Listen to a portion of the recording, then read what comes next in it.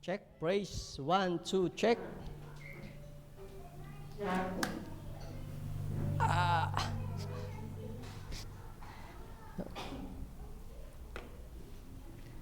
Praise, check, 1, 2. Okay. Okay na po.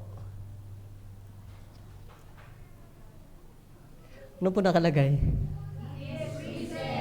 Tapos yung mga mukha natin, parang hindi pa, ano? Indeed po, Christ has risen. So dapat po mayroong kagalakan.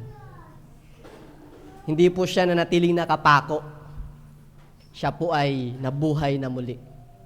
So let's declare it by faith. Indeed, Christ has risen. Amen? Hallelujah. So good morning po sa lahat ng bawat isa. So with that kind of smile, batiin naman natin ang bawat isa. Good morning, good morning. Good morning.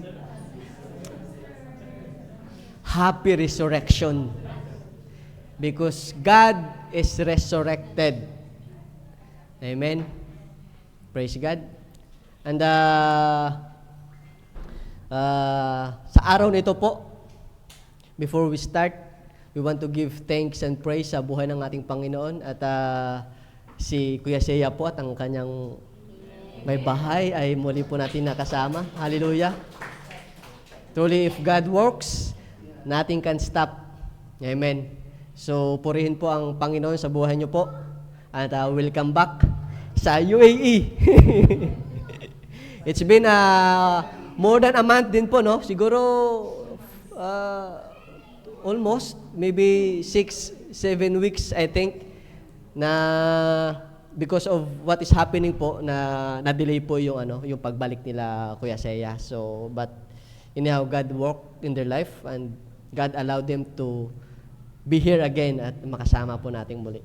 Amen? Hallelujah. Purihin ang Panginoon.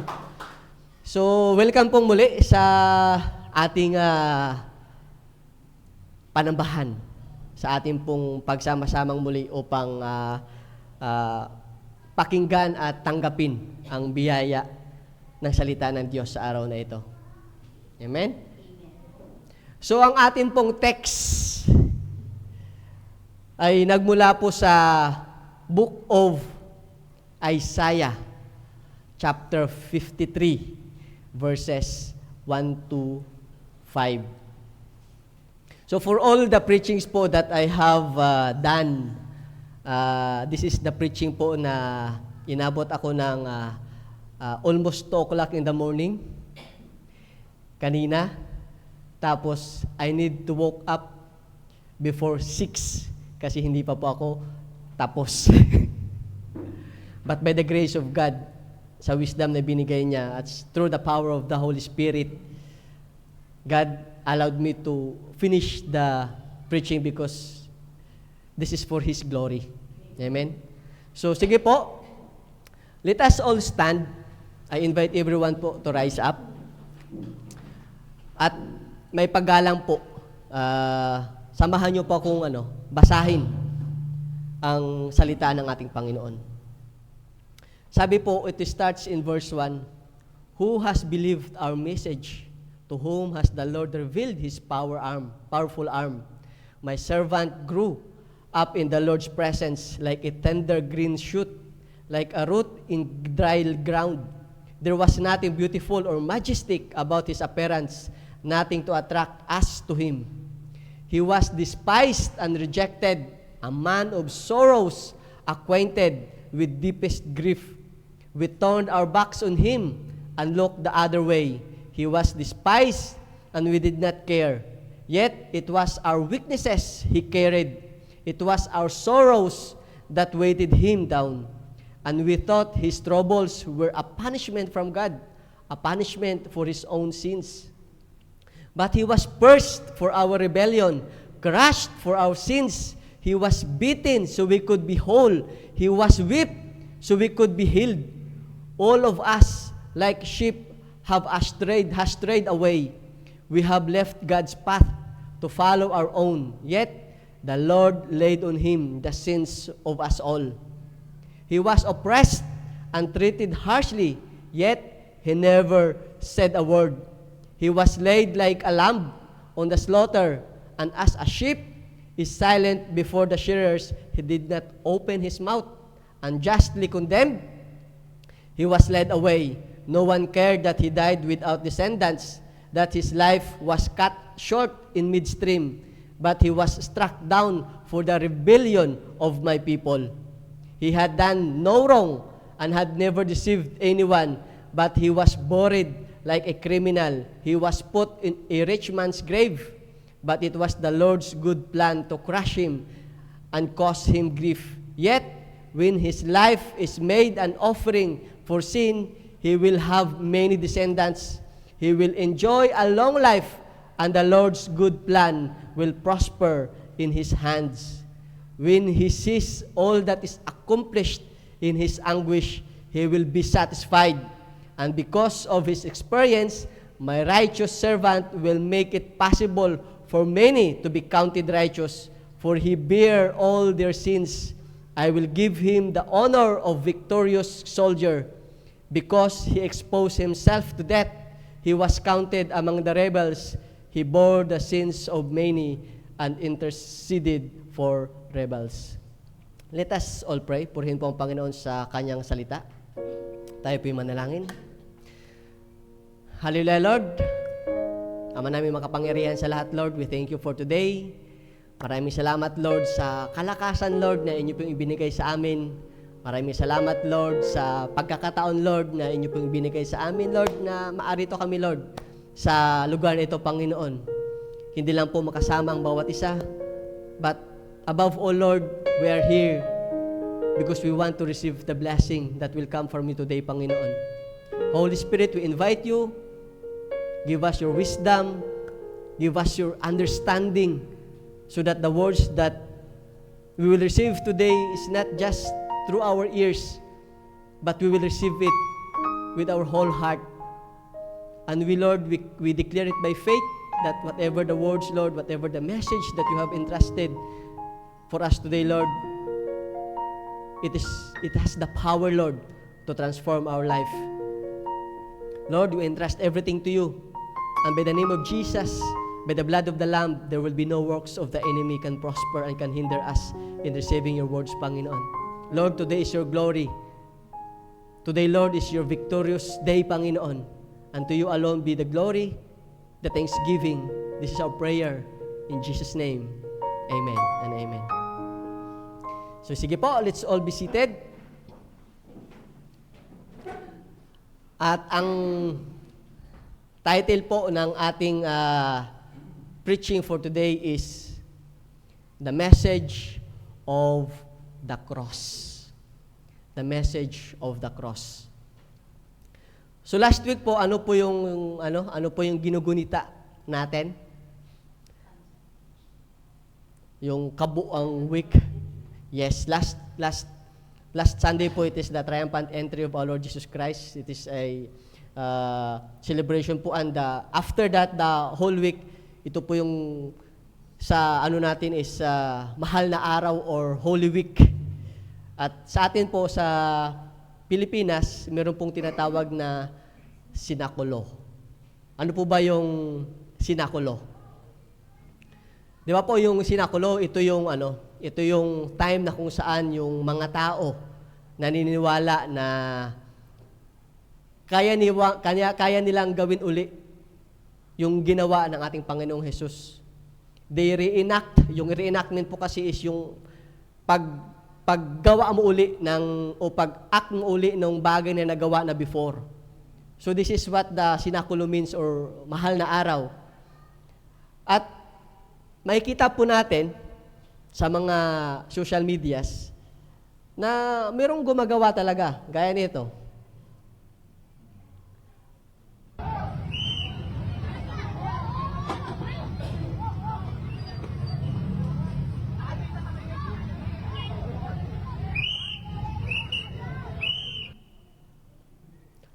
Holy Week, X.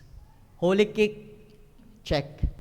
He portrayed, that guy portrayed as our Lord Jesus Christ carrying the cross. Kaya lang, yung isang lalaki, dinaganan yung cross, mabigat siguro, napayoko. Tinapon mo na yung cross, tapos binalikan yung lalaki, sabay tinadyakan. I am not showing this kind of video to condemn those people.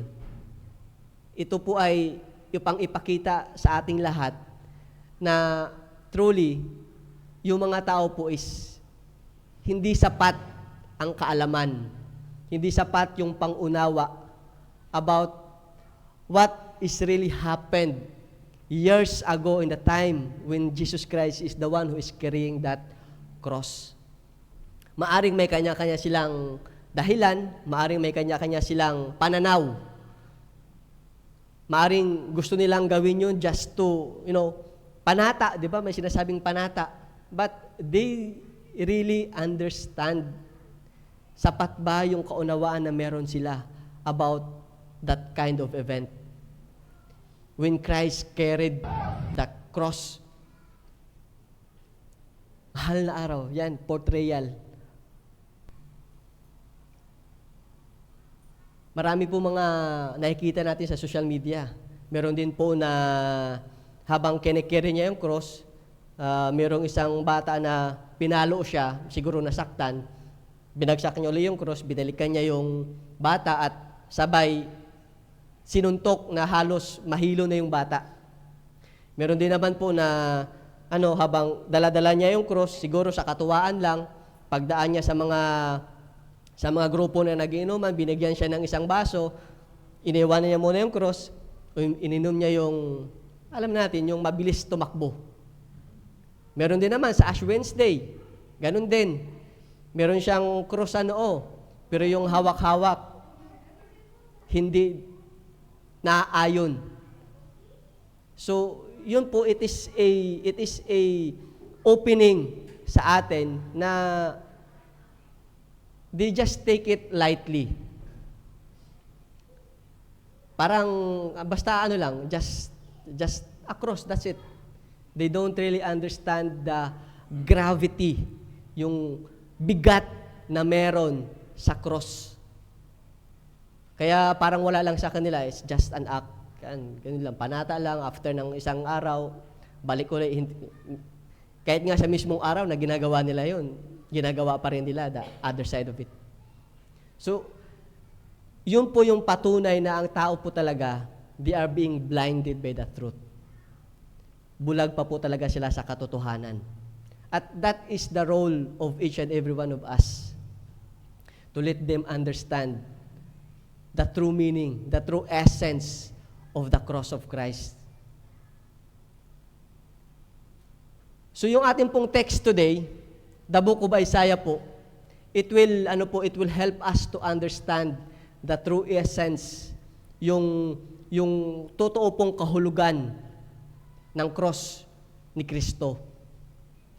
At yung book of Isaiah po, it is considered as one of the major prophetic books in the Old Testament. Kasi po, in-attribute ni Prophet Isaiah yung sinasabi nga dito it is the new gospel, it is the gospel of the Old Testament. And the book is being divided po into two major parts. Yung chapter po 1 to chapter 39, it is addressing Judah's sins and the coming judgment. Tapos yung next chapter po, yung second part of the book of Isaiah, which is chapter 40 to 66, to 66 offers comfort and hope. Emphasizing po yung future restoration of Israel and the promise of the Messiah. So yung yung book of Isaiah, or Prophet Isaiah po, lived over 700 years prior to the birth of our Lord Jesus Christ. Nonetheless, he gave an astonishingly accurate picture of the coming Messiah. Kaya nga po sabi ko kanina, yung prophecy po has been called by many as the gospel of Isaiah, the gospel of the Old Testament. Ilan po ba yung gospel na meron tayo? Ilan po? Ilan po? Amen. At sila po ay Matthew, Mark, Luke, and John. So, yung the book of Isaiah po, it is being considered because of the context of it, especially sa text na atin pong pag-aaralan for today, it is being considered as the Gospel of Isaiah or the Gospel of the Old Testament. Ano po ba ibig sabihin ng Gospel? Good news. Because it carries a message that God sent His Son, Jesus Christ, to save humanity from sin. It declares that Jesus lived a sinless life, died on the cross to pay the penalty of our sins, and rose again, offering salvation, forgiveness, and eternal life to all who will repent and believe. Ano po sabi sa John 3:16? For God so loved the world that He gave His only begotten Son, that whoever believes in Him shall not perish, but have eternal life. Amen po? Hallelujah. So sa ating pong paninimula, magsisimula pa lang po tayo. So sa ating pong paninimula, the cross proclaim the message of a rejected Savior. In verses 1 to 3. Sabi po doon, who has believed our message? To whom has the Lord revealed His powerful arm? My servant grew up in the Lord's presence like a tender green shoot, like a root in dry ground. There was nothing beautiful or majestic about His appearance, nothing to attract us to Him. He was despised and rejected, a man of sorrows, acquainted with deepest grief. We turned our backs on Him and looked the other way. He was despised and we did not care. So, kung titingnan po natin, yung pauna niya, mayroon siyang tanong. Di ba po yung unang part is a question. So, in order for us to understand saan nanggaling yung tanong na yan, let us go back po sa prior verses ng atin pong text for today, which is chapter 52, verses 13 to 15. Tingnan po natin bakit nag-come up ng tanong si Prophet Isaiah sa kanya pong prophecy. So, sabi po sa chapter 52, verses 13 to 15, see, my servant will prosper. He will be highly exalted, but many were amazed when they saw him. His face was so disfigured, he seemed hardly human. And from his appearance, no one would scarcely know he was a man. And he will startle many nations. King will stand speechless in his presence, for they will see what they had not been told. They will understand what they had not been heard about. So ito po yung simula. Ito po yung verses 13 to 15. Ito po yung introduction of the prophet Isaiah's prophecy about the Lord's suffering servant. Kung makikita niyo po diyon sa Bible niyo, in NLT po yung title po ng text na yan is the Lord's suffering servant. So ito po yung message, ito po yung introduction ni Prophet Isaiah about the Lord's suffering servant. Kaya po doon sa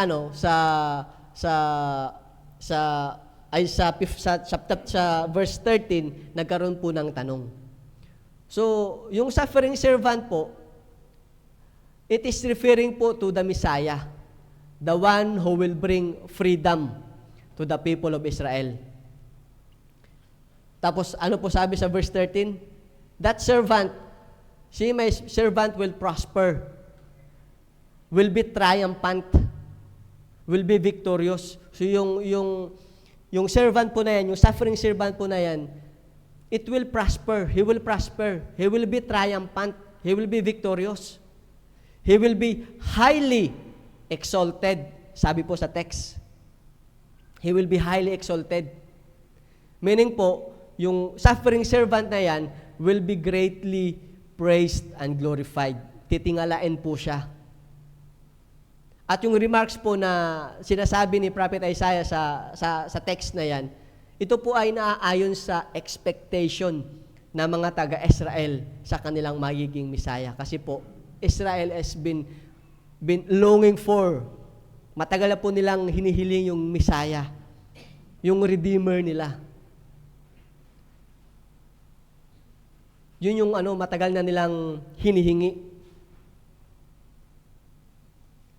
In 2 Samuel po, chapter 7, verses 12 to 13, doon po makikita natin na through Prophet Nathan, the Lord gives promise to King David na sa lipi ni King David manggagaling yung magiging tawag dito yung siya ng kanyang nation, yung prosperous king that will rule the nation.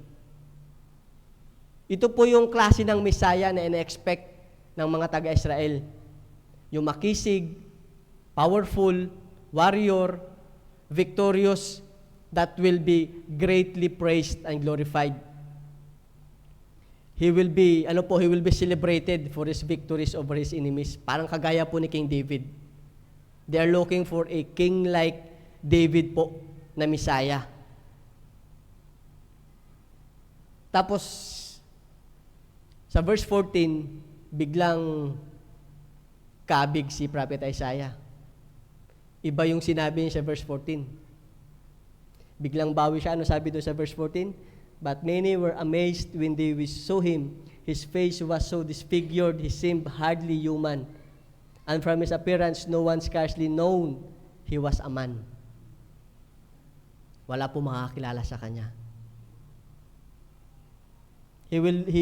His face was so disfigured. Hindi po ibig sabihin niyan na meron po siyang kapintasan sa muka. Ibig sabihin po niyan, his face was so disfigured kasi po yan yung mararanasan niya. Yan yung mangyayari sa kanya. Yung katawan niya makakaranas ng matinding pinsala in the sense na hindi na siya makikilala. Alam niyo po yung isang tao na binugbog o nasagasaan o nabangga na kung saan sa laki ng damage na nangyari sa kanya, hindi mo na siya makikilala. Ganun po yung ibig sabihin nito. This suffering servant will undergo that kind of suffering na kung saan hindi na siya makikilala. Tapos sabi po sa verse 15, he will startle many nations. Ibig po sabihin, in the Old Testament po, it is a kind of sacrificial system na kung saan blood was sprinkled for cleansing and atonement of many nations. Di ba po sa Old Testament, in order for someone to be cleansed, kailangan po ng dugo to cleanse. At sabi po din sa chapter 15, kings will stand speechless in His presence. Ito po, ibig sabihin po nito, it is an indication that they will revere yung respeto po na mangyayari o makukuha ng suffering servant na to sa mga hari. King will stand speechless.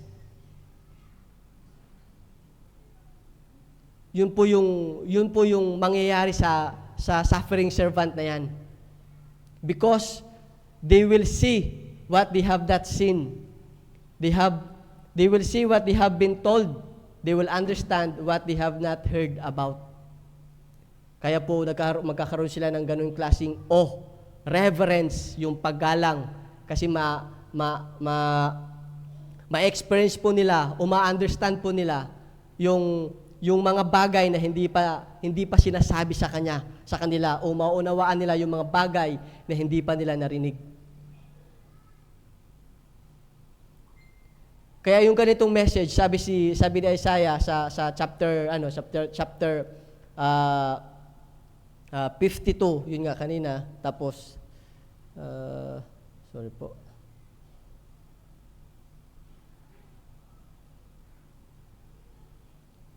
Sabi po doon sa verse 1, who will believe on that kind of message? Sino po yung maniniwala sa mensahe na yun? Na yung Messiah na in-expect nila na powerful, kingly figure na prophet Messiah na prophet is ganun yung mangyayari sa kanya. Prophet Isaiah prophesied that the message about the Messiah will be rejected. Sabi po doon, he was despised and rejected. The message that he is going to tell about the Messiah contradicts po doon sa expectation ng mga taga-Israelites. Hindi po kasi yun yung in-expect nila na magiging tagapagligtas nila. That kind of servant o the Messiah na will be beaten. Tapos manggagaling lang sa ordinaryong klase ng pamumuhay. Kasi sabi po sa verse 2, ano sabi doon? My servant grew up in the Lord's presence like a tender green shoot. Like a tender green shoot. Isa po siyang halimbawa ng na yung servant na yan, o yung Messiah na yan, is manggagaling po sa isang ordinaryong klaseng pamumuhay lamang. It represents that the servant, the Messiah, will come from a humble and unlikely beginnings. Tapos ano pa sabi sa sunod na there was nothing beautiful or majestic about his appearance, nothing to attract us to him. Parang ordinaryong tao lang siya, hindi siya yung agaw attraction na klase ng tao.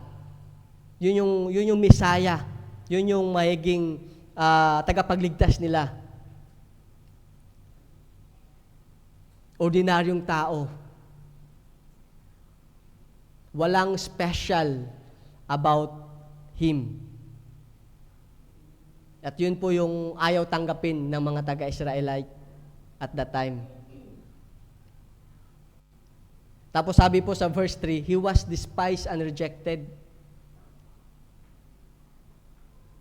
He was despised and rejected, a man of sorrow, acquainted with deepest grief. We turned our backs on him and looked the other way. He was despised and we did not care. Wala lang kung ano man yung nangyari sa kanila sa Messiah o doon sa suffering servant, but parang wala lang sa mga tao ng Israelite o sa tao ng Israel. Kasi hindi naman nila yun in-expect. Kaya nga they don't want to accept it, so they reject it. Kasi yung in-expect po kasi ng mga taga-Israel is yung Messiah nila ay isang siya po ay manggagaling sa lahi ng yung term natin dugong bughaw, ganun. Yun po yung expectation nila, that their king, the Messiah, will come from a dugong bughaw, manggagaling sa mataas na estado ng buhay. A king that will rule a kingdom kagaya ni King David. A king that will defeat Israel's enemies. A king that will reestablish a strong kingdom in Jerusalem. A king that will defend the poor and the oppressed. A king that will restore Israel and will bring freedom to its people. That is why po, the message about the Messiah and the Messiah himself will be rejected, will be despised, and the people po will turn their back on him. Yun yung mangyayari. Yun yung prophecy ni Prophet Isaiah. And Jesus is the fulfillment of Prophet Isaiah's prophecy. And yes, the Messiah was rejected. He was rejected. Sabi po sa Matthew chapter 26 verse 65 to 66. Then the high priest tore his clothes and said, "He was spoken blasphemy. Why do we need any more witnesses? Look, now you have heard the blasphemy. What do you think? He is worthy of death," they answered. Jesus po has just told the religious leader that he is the Messiah. Kasi po in verse 63, the high priest po asked Jesus, tinanong po nung high priest si Jesus, "Tell us, if you are the Messiah, the Son of God." Ano po sagot ni Jesus? "You have said so." Yun po yung sagot ni Jesus. "You have said so." You are correct. Ibig sabihin, yun po yung sabi, yung reply ni Jesus Christ. Kaya po, yan yung reply ngayon ng high priest. The high priest tore his clothes and said, "He has spoken blasphemy." Kaya po, yung proclamation ni Jesus na He is the Messiah is being rejected. So the high priest replied, screaming, "Blasphemy." Ano po ba yung ibig sabihin ng blasphemy? Hindi naman po.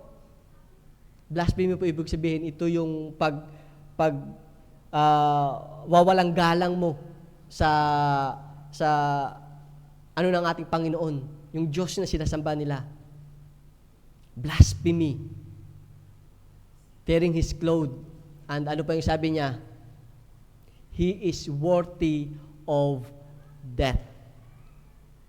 Hindi lang siya nireject, kinundem pa siya, hinusgahan, at ang husga sa kanya, kamatayan. He was despised and rejected.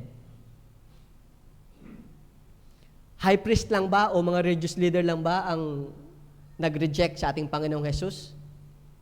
Tingnan po natin yung Matthew chapter 27 verses 21 to 23. But the governor said to them, "Which of the two you want me to release for you?" And they said, "Barabbas." Pilate said to them, "Then what shall I do with Jesus who is called Christ, or who is called Messiah?" They all said, "Crucify him." And he said, "Why? Whatever he has done." And they kept shouting all the more, saying, "Crucify him." So hindi lang po ang high priest rejected Jesus Christ as a Messiah. Yung mga tao din po rejected Christ as the Messiah. Kasi pinapili sila kung sino yung gusto nilang iligtas. Si Barabbas o si Jesus Christ. Si Barabbas po isang kriminal. It is the time during the trial of Jesus before Pilate. Yung Roman governor po at that time of Judea. Binigyan sila ng choices. He offers to release one prisoner, either Jesus o Barabbas, notorious criminal. Ano po yung sigaw ng mga crowd? Ano yung pinili nila? Mas pinili nila na palayain na lang si Barabbas at i-crucify si Jesus Christ. Yan yung respond ng mga tao. At that decision leads to Jesus being sentenced to death by crucifixion. It is the people of Israel, it is the crowd themselves give the sentence. Kasi in fairness po kay tawag nito sa governor that time, kay Pilate, pinapili sila Pinapili yung mga tao Si Pilate po hindi agad nagbigay ng sentence o ng ano pa tawag diyan, yung husga. Kasi binigyan niya ng pagkakataon na yung mga tao, kasi actually po, Pilate knows that Jesus Christ did nothing. He knows. and he don't want to put the blood of Christ in his hand. Kaya po, para mapagpag siya, binigay niya ngayon yung judgment. Binigay niya yung authority to judge doon sa mga tao. Yung mga tao ngayon yung pinapili niya. Sino ba yung gusto niyong i-release sa dalawang ito? Si Barabbas o si Jesus Christ? And the people choose to save Barabbas and crucify Jesus Christ. So Jesus Christ po was being rejected by its own people. Amen po? And that judgment po brings sentence po of the death of Jesus Christ in the cross. And Jesus Christ po was not just rejected and despised by the religious leaders and by His own people. Alam niyo po yung masakit? Even by the people who was with Him the whole time. Even those people na kasama niya, simula ng ministry niya, hanggang on that particular time. Tingnan po natin yung Matthew chapter 26 verse 56. But all of this has taken place that the scripture of the prophet might be revealed, might be fulfilled. And after that po, there is a last part that the disciples of Christ fled. Umalis po sila. Jesus po had been arrested by armed guards sent by the religious authorities. And the disciples po, what did they have done? They deserted him and fled. Umalis po sila. Disciples na po yun ni Jesus Christ, ha? They are with Him. The disciples po still expected Jesus to become victorious in a political and visible sense. They expected po na yung hindi po na in-expect na si Jesus Christ will being captured and will being sentenced. Kaya po yung pinili nila, what they have done, they deserted Him and fled. So even those people that is in Christ the whole time deserted Him. Even in today's time po, the message about the Messiah, the message about Christ, the gospel of Christ is being rejected. Don't tell me po na in your own life, you've never come to a point that you have rejected Christ. Because I was one of them.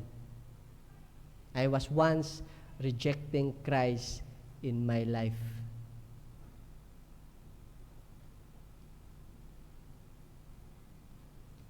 Ilang beses po akong in-invite din, ilang beses po akong shiniran. But I chose to not to believe. I rejected Christ how many times. But, every one of us has our own Damascus way na nakasalubong natin ang Panginoong Jesus.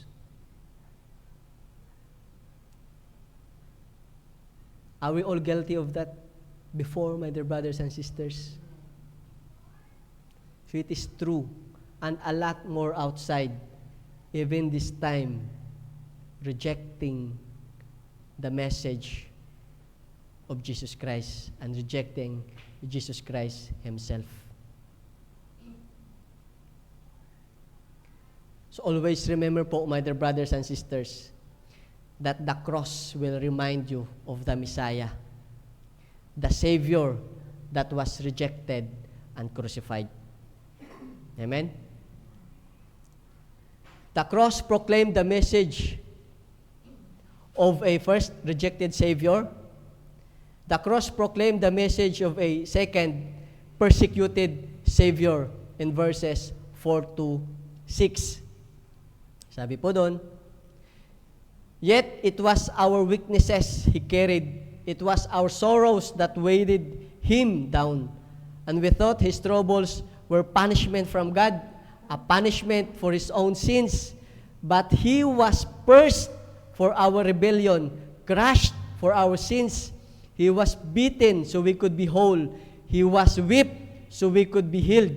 All of us, like sheep, have strayed away. We have left God's path to follow our own. Yet the Lord laid on Him the sins of us all." Prophet Isaiah po prophesies that the suffering servant, the Messiah, will carry the weaknesses and sorrows of people. The Messiah will take upon itself po, sayo po yung kakarga, and carry on His back the weight of people's weaknesses and sorrow. In other translation po, pain and suffering. If I'm not mistaken, in NIV version po, it is mentioned, pain and suffering. So the Messiah po, the suffering servant, will take upon Himself the pain and suffering. But people in their ignorance mistook the suffering of the servant as a punishment from God rather than a redemptive act of love. Akala pa nila kaya nararanasan yung suffering na yun is because of his own sin.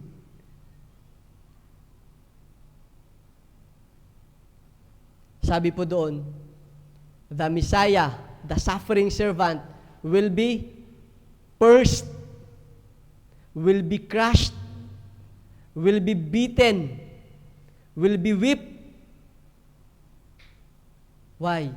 Not because of his own wrongdoing, but because, or not because of his own sin, but because of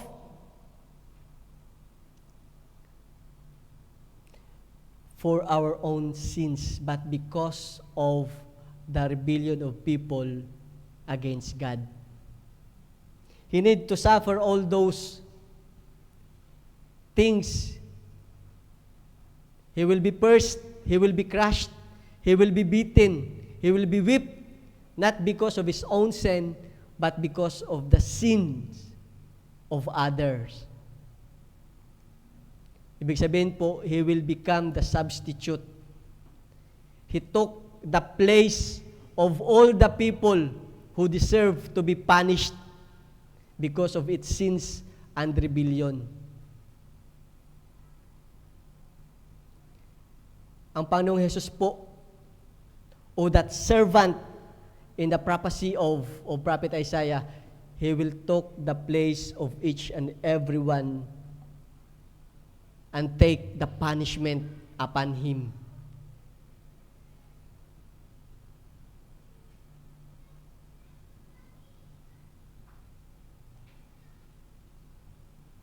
Kasi sabi po doon, He was pierced for, ano sabi dito?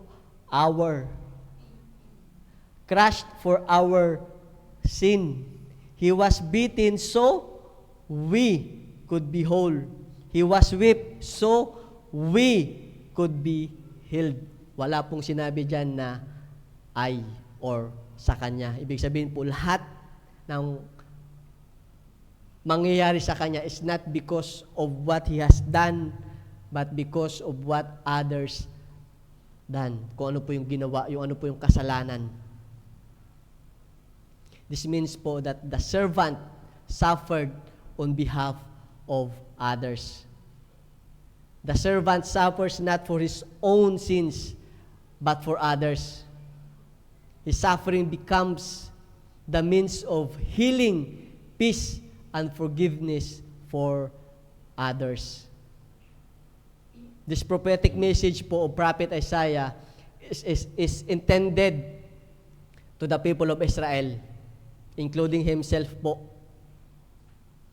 Tapos ano sabi po ni Prophet Isaiah sa verse 6? Sabi po niya, all of us like sheep have strayed away. Prophet Isaiah considering himself po among those who strayed away like a sheep. He says that all of us like helpless sheep that have wandered away, strayed away from the loving protection of God. Sabi po din doon, sabi ni Isaiah, each of us have left God's path to follow His own way instead of following God's way. Mas pinili po nila yung sarili nilang daan. They choose to iwan yung path ng Panginoon and choose their own path. Kaya po ano nangyari? Like a sheep, when they choose to follow their own way, they are being strayed away. Romans po, that time, did not invent crucifixion. Hindi po nila in-invent yung crucifixion. Rather, they perfected it as a form of torture and capital punishment. It is designed po, the cross was literally designed to produce slow death with maximum pain and suffering. Nakita niyo po ba yung movie ni Mel Gibson? Sino po yung nakapanood? The Passion of the Christ. Nakita po natin dun kung paano yung dinaanan ng ating Panginoong Jesus. So the cross po was designed to produce slow death. Yung hindi agad mamamatay yung paparusahan. Rather, it is a slow kind of death, but the accused po will suffer the maximum pain and suffering. Kaya po yung cross po o yung crucifixion po is designed to punish the worst of the worst criminal. Yun po yung worst of the worst criminal. We really don't know what kind of act they need to do, but the worst of the worst criminal. Sinasabi nga natin na sa lingwahe natin na that kind of people, they will be the one to replace the throne of Satan in the hell. Ganun po yung those kind of people, yun po yung nararapat sa kanila, yun po yung punishment sa kanila at that time. Crucifixion. At ito po yung ginamit, yung latigo, yung whip. Hindi po ako makakita ng pasensya na po, hindi ako makakita ng colored na niya . Kaya lang makikita po natin dyan, ito po, ito yung handle niya, ito yung leather tongue, tapos dyan meron siyang small bones, yung hindi po bone na yun po pag dinurog niyo yung buto, di ba matatalim-talim yung nun? Matatalim yung kanyang pira-piraso. So meron po niyan siya. Tapos meron po siyang metal balls. Ganyan po. Ganyan po yung ginamit sa ating Panginoong Hesus.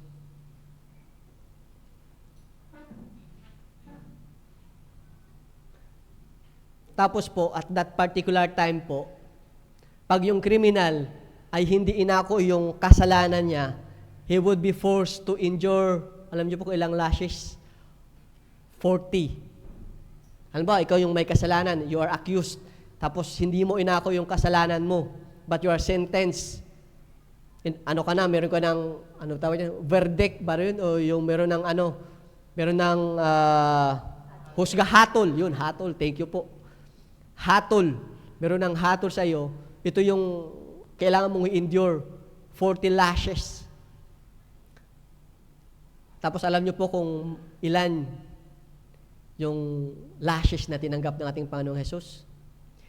39. Kasi po gustong ipakita ng mga Roman soldier na merciful. Kaya instead of 40, ginawa na lang 39. Just to show that the Romans are still merciful and gracious. Kaya instead of 40, 39 na lang. Yan po yung hagupit na tinanggap ng ating Panginoong Jesus. His body was pierced. Shredded yung flesh niya to the point po na na-expose niya yung muscle at yung part of bone niya. He was bleeding. I cannot,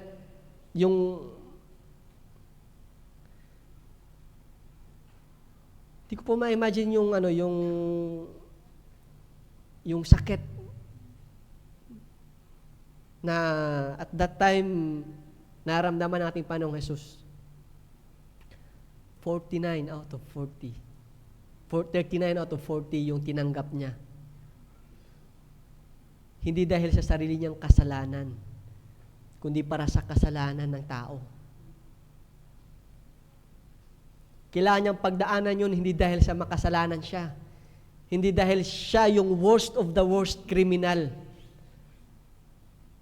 But because he need to bear the sin of the world. Your sin and my sins.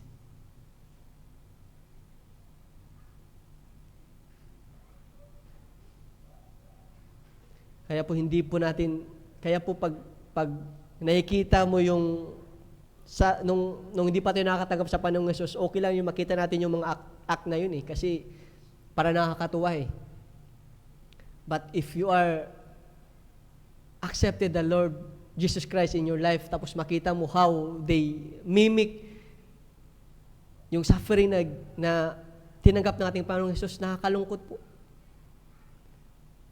Masakit sa puso na makita na ganun lang nila gayahin yung pinagdaanan ng ating Panginoong Hesus.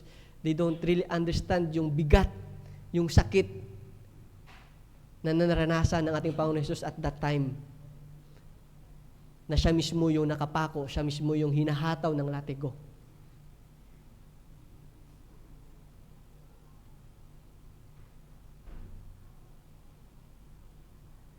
Tapos habang ginagawa nila yun, nagkakasala pa sila.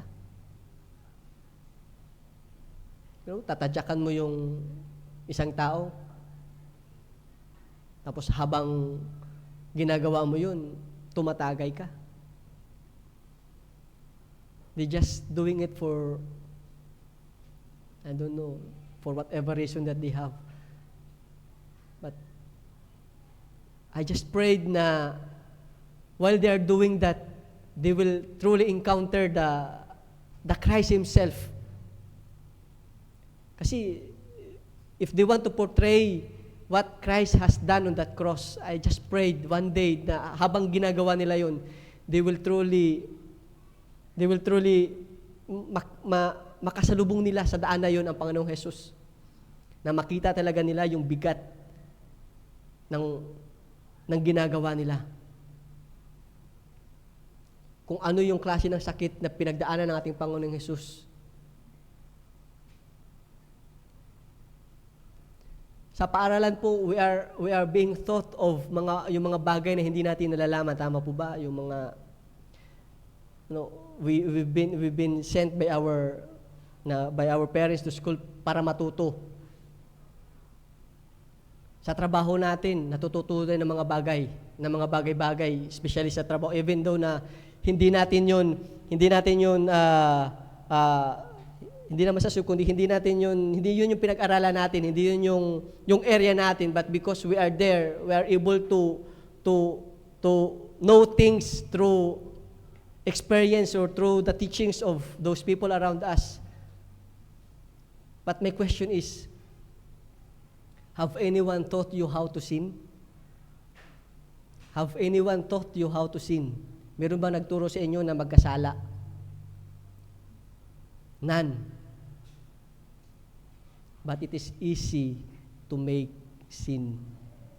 Tama po ba? May nagturo ba sa inyo na, ito gawin mo?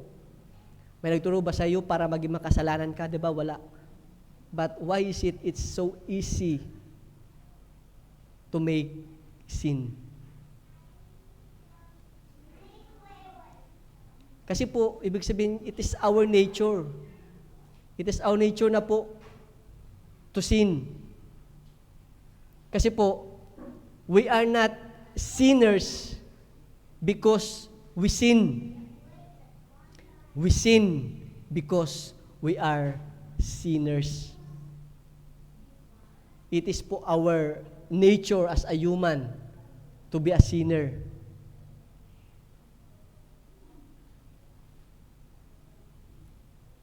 No matter how morally or religiously, equipped you are still sin. Nakakagawa at nakakagawa ka pa rin ng kasalanan. Sino po bang hindi?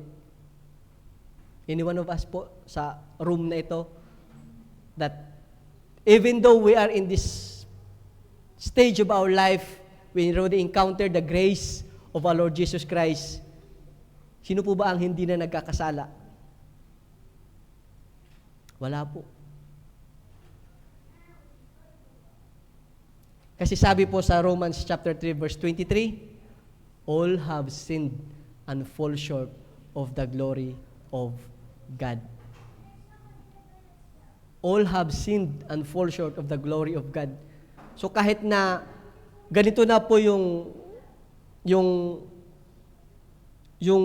kaalaman natin about the grace of God, still nagkakasala pa rin po tayo, sa pang-araw-araw natin na pamumuhay, may mga bagay pa rin po talaga na nagagawa natin na hindi dapat gawin. Kasi nga po, hindi dahil kakasala tayo, kasi we are designed, yung nature natin, we are really a sinners.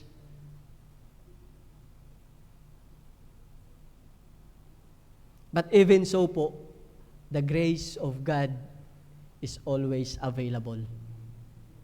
Kahit na ilang beses tayo nagkakasala, the grace of God is still available.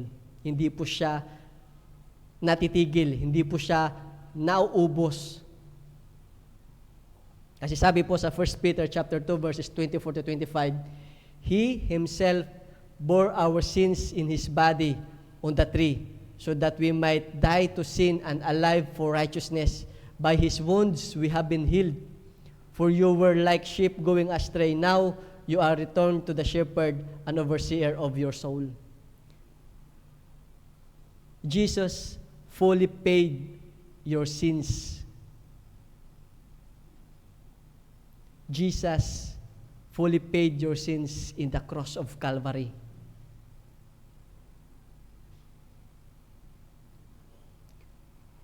He paid it so that you will live a righteous life. You've been once a sheep going astray, but the good shepherd lays down his life for you. We are still in a process po. We are still in the process of sanctification. But praise be to God, because of the works of the Holy Spirit sa buhay natin, unti-unti tayong nababago. Unti-unti nating nabibitawan yung mga bagay na ang bigat nating bitawan. Kasi I believe until now, may mga bagay pa rin po talaga na nadadala natin. Na parang ang bigat nating bitawan, but praise be to God, sa grasya at biyaya ng Diyos araw-araw na pamumuhay natin, slowly, we are able to unload those things. Yung mga baggages na dala-dala natin. Ang sabi din po sa Colossians chapter 2 verse 14, He canceled the record of the charges against us and took it away by nailing it to the cross. Because of our sins, we are bound to hell. That is the direction of us all. Yun po yung patutunguhan natin. but Jesus Christ came down from His kingdom in heaven, came here to cancel that direction. And He nailed it on the cross. He nailed it on the cross. Yun po dapat yung pupuntahan natin eh. Impyerno na eh. Hell na eh. Kasi nga, sabi kanina, no one is right. All of us fall short of the glory of God. And God is righteous. So, walang sinuman sa atin ang makakaharap sa presensya ng Diyos sa Kanyang kaharian, but the perfect Lamb of God, came down, Jesus Christ came down to cancel that and took it away by nailing it to the cross. Kaya po, my dear brothers and sisters, don't take sin lightly. Whenever you are tempted to think of a particular sin as being, no big deal naman yan. Okay lang, kumbaga, may ginagawa ka, tapos alam mong mali, alam mong kasalanan, pero naiisip mo, okay lang yan, it's no big deal to the Lord. Whenever you are tempted to justify a sin and say, everybody's doing it. Kumbaga, socially, accepted by many. Kaya okay lang na magkasala. Kasi yung iba, nagkakasala naman eh. You want to justify, alam mo ng mali, but you don't want to accept it. So you want to justify it by saying, everybody's doing it. My dear brothers and sisters, think, ponder it, stop and consider the fact that God does not take sin lightly. Sin cost, yung cost ng sin is the life of His own Son, Jesus Christ. So always remember, my dear brothers and sisters, the cross will remind you of the Messiah, the Savior that was persecuted and crucified because of your sins. Amen? The cross proclaimed the message of a first rejected Savior. The cross proclaimed the message of a second persecuted Savior. The cross proclaimed the message of a third submissive Savior in verses 7 to 9. Sabi po doon, He was oppressed and treated harshly, yet He never said a word. He was led like a lamb to the slaughter, and as a sheep is silent before the shearers, He did not open His mouth, and justly condemned, He was led away. No one cared about He died without descendants, but His life was cut short in midstream. But He was struck down for the rebellion of my people. He had done no wrong and had never deceived anyone, but He was buried like a criminal. He was put on a rich man's grave. So in the previous prophecy po, Isaiah described the terrible sufferings of the servant or the Messiah, and revealed that the reason of His suffering was because not of His own wrongdoing, but the burden carried on behalf of others. Ngayon po sa verses natin, Prophet Isaiah foretells that the servant will respond as he suffers these injustices at the hand of men and in obedience to the Lord. Sabi po doon, He was oppressed and treated harshly, yet never said a word.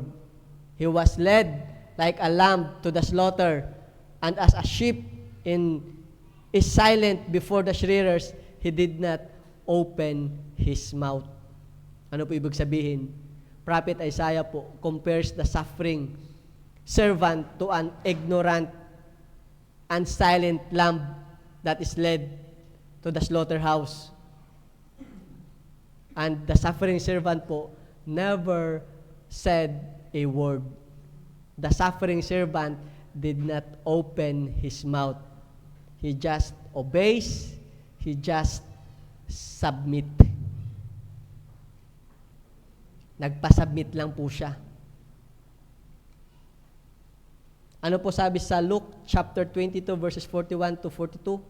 And he withdrew from them about a stone's throw and knelt down and prayed, saying, Father, if you are willing, remove this cup from me.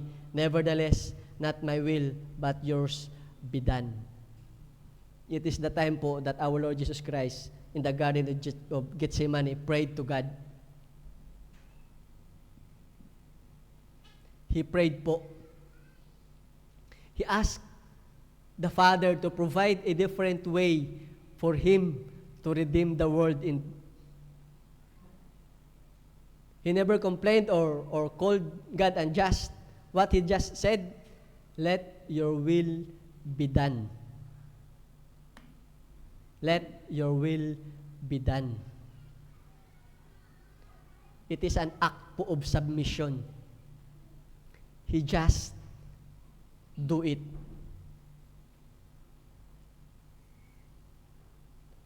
Sabi din po sa Matthew chapter 26 verse 53,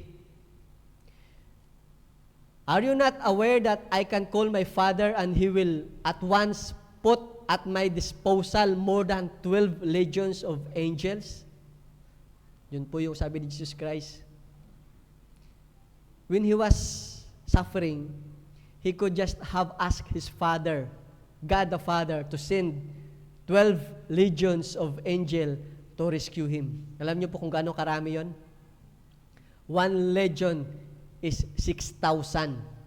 So kung more than 12 legions, ibig sabihin, more than 72,000 of angels are willing to come down and rescue Jesus Christ.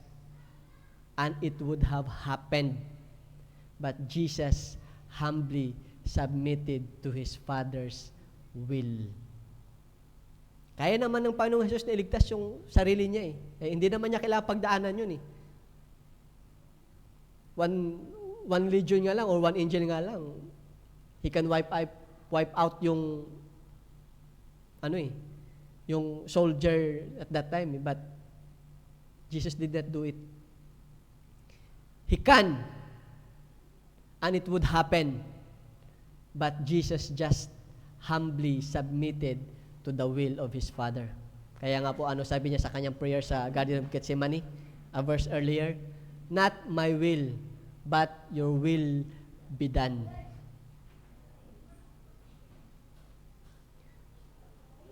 Sabi din po sa 1 Peter chapter 2 verse 21, To this you were called, because Christ suffered for you, leaving you an example that you should follow in His steps. To this you were called, because Christ suffered for you, leaving you an example. Ano sabi diyan? Leaving you an example that you should follow in His steps. Ikaw kapatid, kamusta ka in terms of submission? Ha? Kapatid, kamusta ka in terms of submission? Ha? Hello? Kamusta ka in terms of submitting to God? When God is calling you to do something, how do you respond? How do you respond? Are you following the steps of Christ Jesus, who suffered and laid His life for you? Or marami kang dahilan? Kesyo, hindi ka pa ready. Kesyo, ipagpipray mo pa muna. Malimit yun yung natin Yan yung, I take that to example kasi yun yung malimit na sagot natin when someone is, one of the leaders or the pastor will approach us. Kapatid, Gusto mo ba maging part ng ministry? Ganyan. God is entrusting you to do this ministry. Yung automatic na sagot natin, sa sunod na lang po kasi hindi pa ako ready. Ipagpipray ko po pa muna. Tama po ba? Ipagpipray ko po.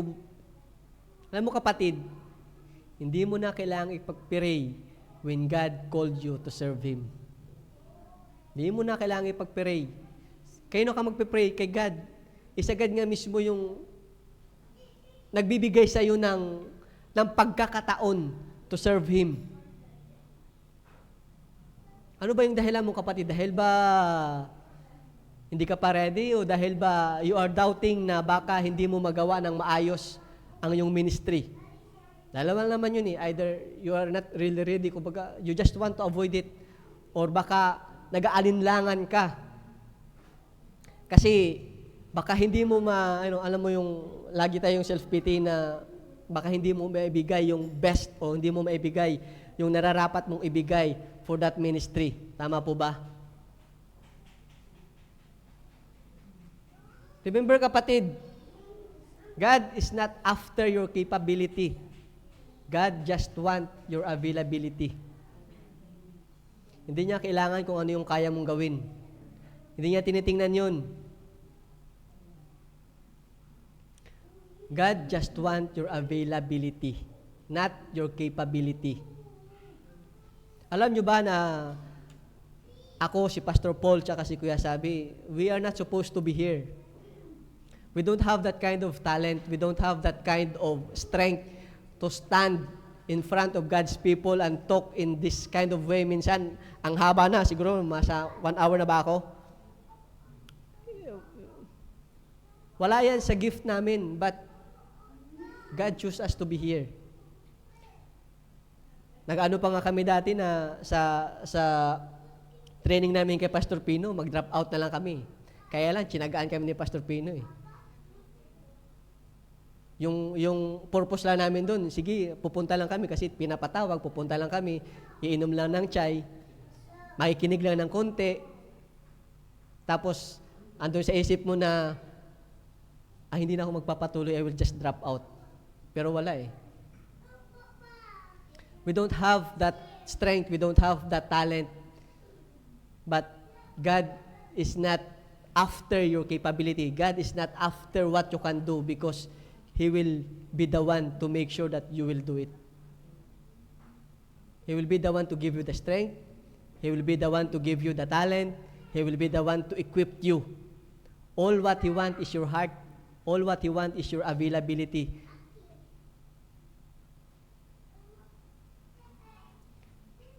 Yun na yung kailangan ni Lord. All He just wants is for you to say, yes, Lord, I am yours. Use me. Sa kung saan mo man ako pwedeng gamitin. And God will be the one to work in your life. Siya po yung gagawa para sa inyo. Siya po yung mag-equip sa inyo. Siya po yung magdadala sa inyo sa mga tao na kung saan gagamitin niya para makayanan o para magawa mo yung ministry na ipapagawa niya sa iyo. So kapatid, if God is calling you to serve Him at nagdadalawang isip ka, remember, the cross will remind you of the Messiah, the Savior that submit to the will of the Father and laid down His life for you. Kaya wag na po mga kapatid, wag na magdalawang isip. Always look at the cross.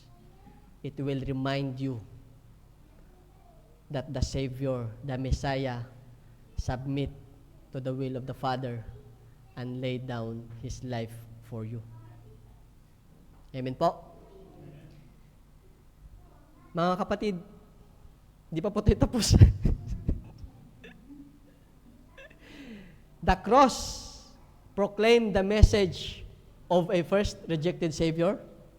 The cross proclaimed the message of second, the persecuted Savior. The cross proclaimed the message of a submissive Savior, and the cross proclaimed the message of a redemptive Savior. Sabi po sa verses 10 to 12. But it was the Lord's good plan to crush him and cause him grief. Yet, when his life is made an offering for sin, he will have many descendants. He will enjoy a long life, and the Lord's plan, and the Lord's good plan will prosper in his hands. When he sees that all is accomplished by his anguish, he will be satisfied. And because of his experience, my righteous servant will make it possible for many to be counted righteous, for he will bear all their sins. I will give him the honor of a victorious soldier because he exposed himself to death. He was counted among rebels. He bore the sins of many and intercedes for rebels.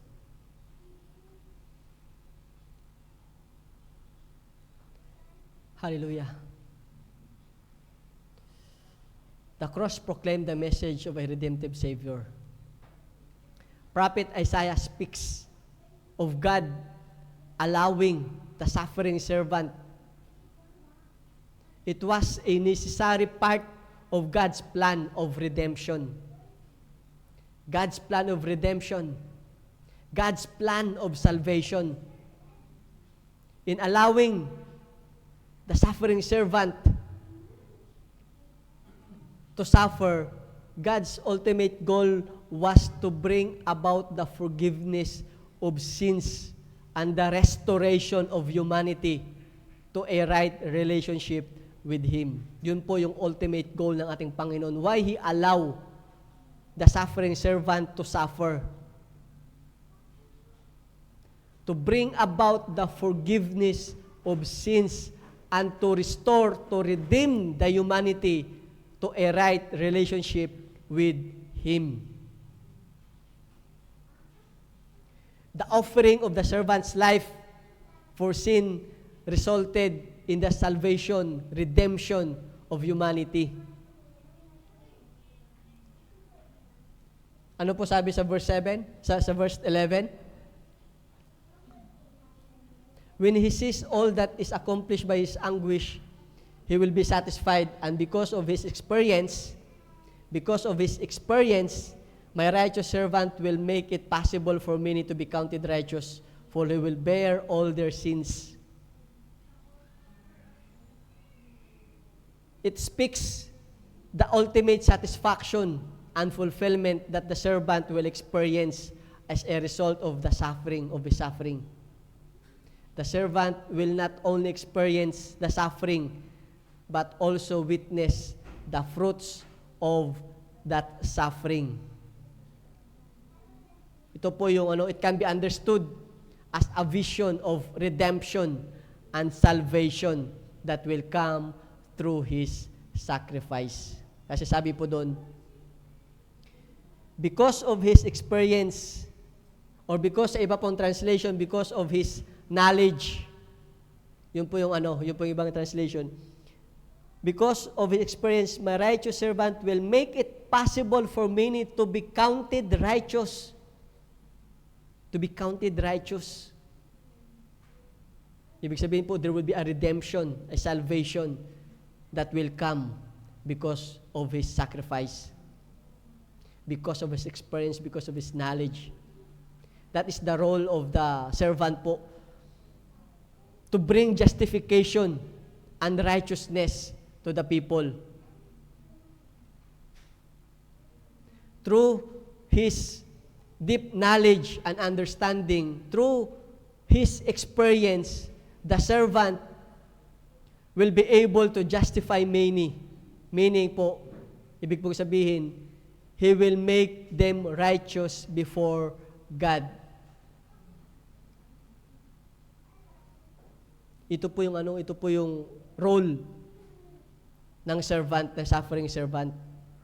Tapos sabi po sa verse 12, I will give him the honor of a victorious soldier because he exposed himself to death. He was counted among the rebels. He bore the sins of many and interceded for rebels. Ito po ibig sabihin po, it speaks to the promise of the suffering servant being rewarded and honored. He will be rewarded because of his suffering. He will be rewarded. He will be honored. Ito po, it signifies yung exaltation of the servant after completing his mission. The suffering po he endured would not be in vain. The suffering that he endured will not be in vain. Hindi po mapapawalang saysay. And he would be glorified and given a portion among the great. Ito po, it is a powerful statement about the redemption, about the justification, about the exaltation that comes through the suffering and the sacrifice of the servant.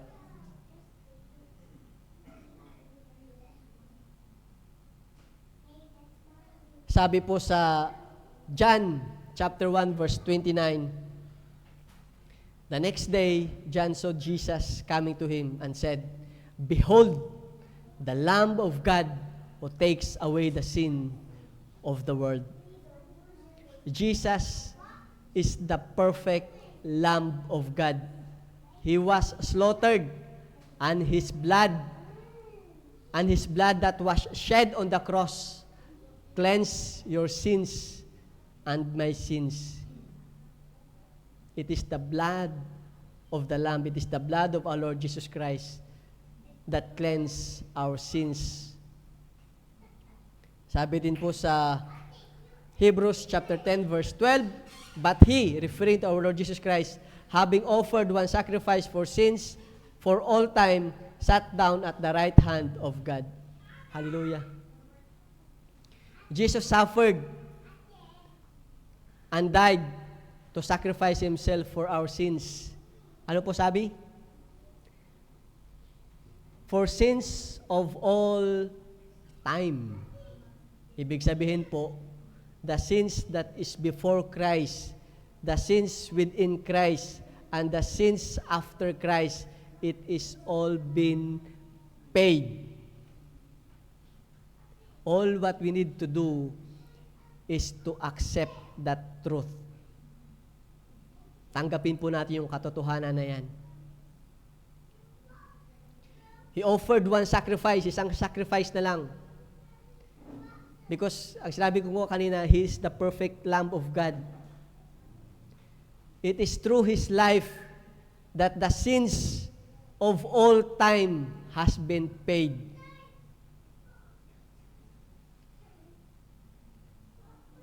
Sabi din po sa Matthew chapter 20 verse 28, just as the Son of Man did not come to serve, but to serve, and He gave His life as a ransom for many.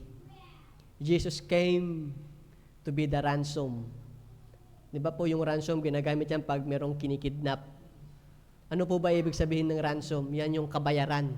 Yan yung kailangang ibigay o ibayad ng family mo in behalf of you pag ikaw yung nakidnap. Di ba? Yan yung term na ginagamit. Ang Panginoong Hesus po ang naging kabayaran ng iyong kasalanan upang ikaw ay maging matuwid sa harap ng Diyos. Ang dugo po ng Panginoong Hesus na dumanak sa krus ng Kalbaryo ang siyang naglinis ng iyong kasalanan. Siya po ang nagbayad ng iyong kasalanan upang ikaw na makasalanan ay maging matuwid sa harap ng Diyos. Amen? Sabi po sa 1 Corinthians chapter 15 verses 55 to 57, where, O death, is your victory? Where, O death, is your sting? The sting of death is sin, and the power of sin is the law. But thanks be to God, He gave us the victory through our Lord Jesus Christ. Death once had power because of sin. Ano po sabi sa Romans chapter 6 verse 23?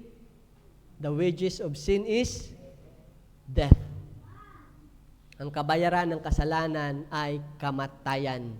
That's why death once has the power because of sin. Sin brings separation from God. But through death and the blood of Jesus Christ on the cross, sin was washed away. Sin was forgiven. And because of the resurrection of Jesus, death is defeated. Death is no longer the end, but the passage to eternal life. Kaya nga po, sa mga tawag natin sa prayer meeting namin, laging nasasabi po ng ating kapatid si Tina, hindi na siya natatakot na mamatay kasi she knows where he will go. Yan po yung klase ng assurance na meron tayo.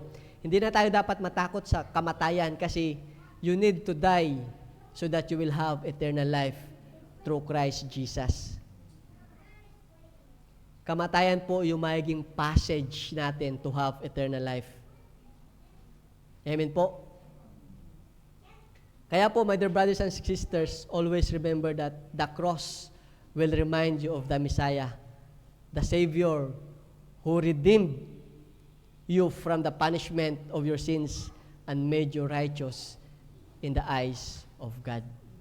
Amen po? Hallelujah.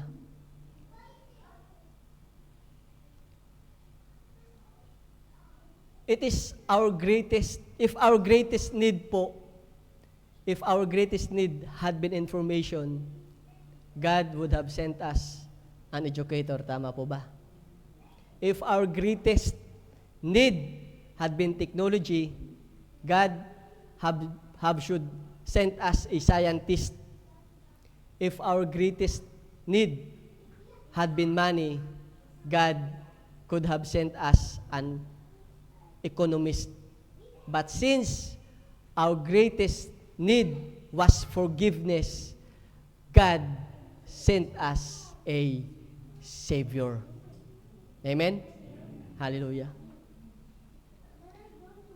So my dear brothers and sisters, the cross proclaimed the message of a first rejected Savior.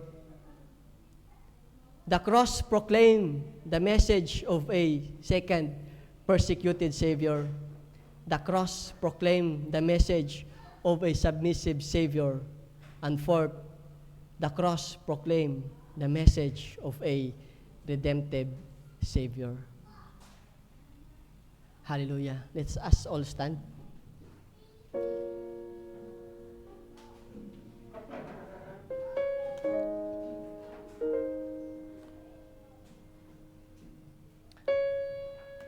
Tayo po yung manalangin.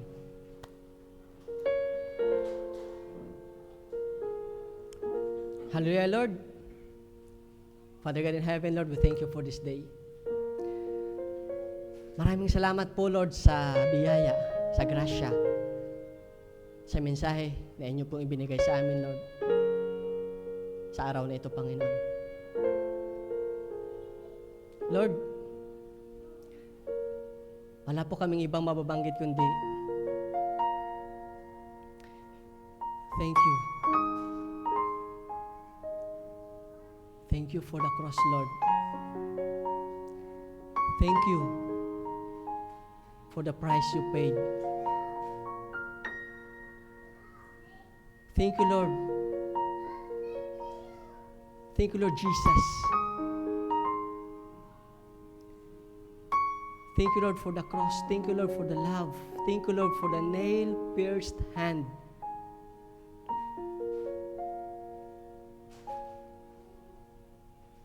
Truly, Lord, you are worthy to be praised. You are worthy to be honored. You are worthy to be exalted, Panginoon, Lord. Lord, kami po, Lord, ay makasalanan. Kami po, Lord, ay nanarapat na pagdaanan ang kaparusahan ng aming mga kasalanan, Panginoon. But, Lord, you loved us so much, Lord, na mas pinili mo, Lord Jesus, na ikaw ang dumanas nito, Panginoon.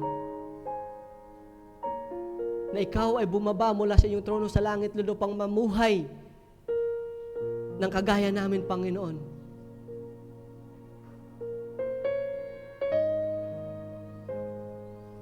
At Lord, ikaw po, Lord, ang tumanggap ng kaparusahan na dapat ay para sa amin, Panginoon.